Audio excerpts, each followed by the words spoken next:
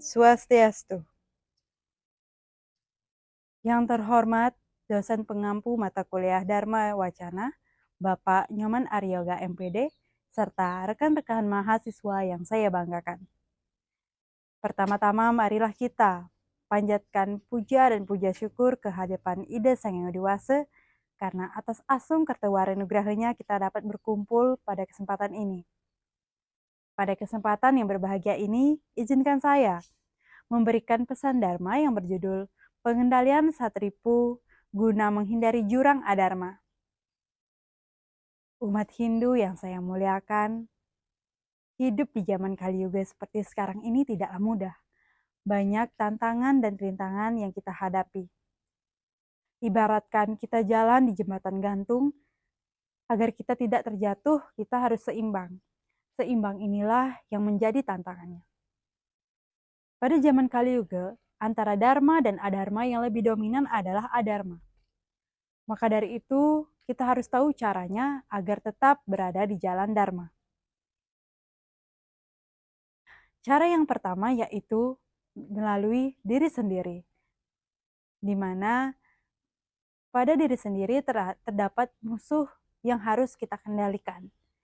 Musuh tersebut biasa kita kenal dengan satripu. Umat sedharma yang berbahagia, satripu berasal dari dua kata, sat dan ripu. Sat yang artinya 6 dan ripu yang artinya musuh. Jadi satripu adalah 6 musuh yang ada pada diri manusia. Satripu muncul akibat perpaduan triguna, di mana rajas dan tamas yang menjadi perangsang munculnya satripu, dan satwa menjadi pengendalinya. Maka dari itu, jika satripu tidak bisa dikendalikan oleh satwam dan dharma, maka akan timbul yang namanya asubha karma atau perbuatan buruk. Begitu pula sebaliknya, jika satripu bisa dikendalikan oleh satwam dan adharma, maka timbul yang namanya subha karma atau perbuatan baik. Umat sedharma yang berbahagia, adapun bagian-bagian dari satripu, yang pertama itu ada kama. Kama adalah hawa nafsu, di mana jika seseorang yang memiliki hawa nafsu yang berlebihan dan tidak bisa dikendalikan, maka dia akan mudah untuk masuk ke jurang neraka. Kemudian yang kedua ada loba. Loba artinya tamak atau rakus. Seseorang yang memiliki sifat ini tidak akan pernah puas dengan apa yang dimilikinya. Kemudian yang ketiga ada kroda. Kroda artinya kemarahan. Kemarahan ini dapat berdampak negatif terhadap diri sendiri dan orang lain. Mengapa demikian? Karena pada dasarnya orang tidak senang dimarahi. Dan jika orang memarahi orang lain, maka orang tersebut akan dikucilkan. Kemudian yang keempat ada mada. Mada artinya mabuk. Sesuatu yang berlebihan memang tidak baik, sama halnya dengan mabuk. Mabuk timbul karena sesuatu yang berlebihan.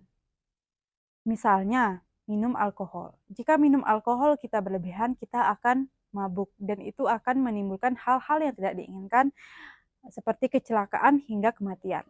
Kemudian yang kelima itu ada moha yang artinya kebingungan. Seseorang yang memiliki sifat ini, pikirannya tidak tentu arah.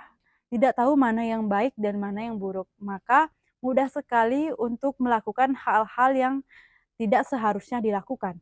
Yang terakhir itu ada matsarya. Matsarya adalah iri hati. Seseorang yang memiliki sifat ini tidak senang jika ada orang yang melebihi dirinya. Tidak senang jika orang lain lebih sukses, lebih bahagia, dan lebih beruntung dari dirinya. Maka akan timbullah rasa-rasa atau tindakan-tindakan negatif untuk menghilangkan atau memusnahkan orang yang menyainginya. Umat sedharma yang berbahagia, perlu kita sadari bahwa satripu ini sangatlah berbahaya. Berbahaya bagi kesehatan, keselamatan, ketentraman, bahkan kecerdasan diri kita. Sebagai umat Hindu, kita memiliki cara tersendiri. Yang pertama yaitu dengan melakukan upacara manusayatnya, yang kita kenal dengan upacara potong gigi. Upacara potong gigi ini mengingatkan kita bahwa di dalam diri kita ini terdapat musuh yang harus kita redamkan dan harus kita kendalikan agar musuh tersebut tidak menguasai diri kita. Kemudian yang kedua yaitu dengan mengamalkan ajaran-ajaran kesusilaan seperti Trihita Karana, Panca Yama dan Niyama Brata serta Catur Paramita. Umat sedharma yang berbahagia, dari 6 bagian-bagian satripu terdapat 2 yang paling berbahaya dan yang paling berat, yaitu kama dan kroda atau hawa nafsu dan kemarahan.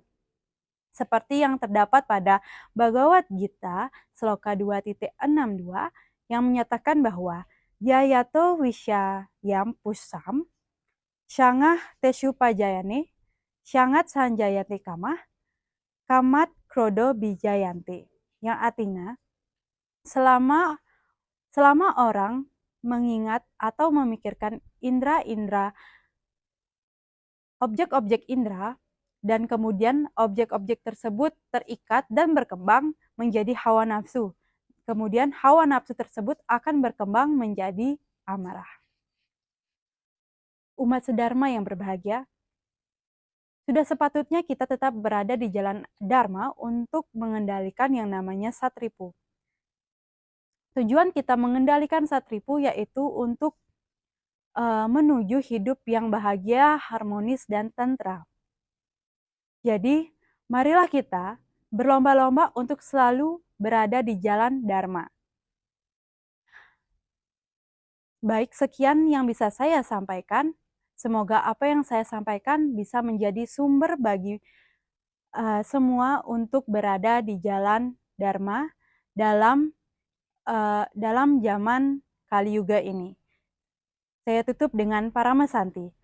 Om Santi Santi Santi Om.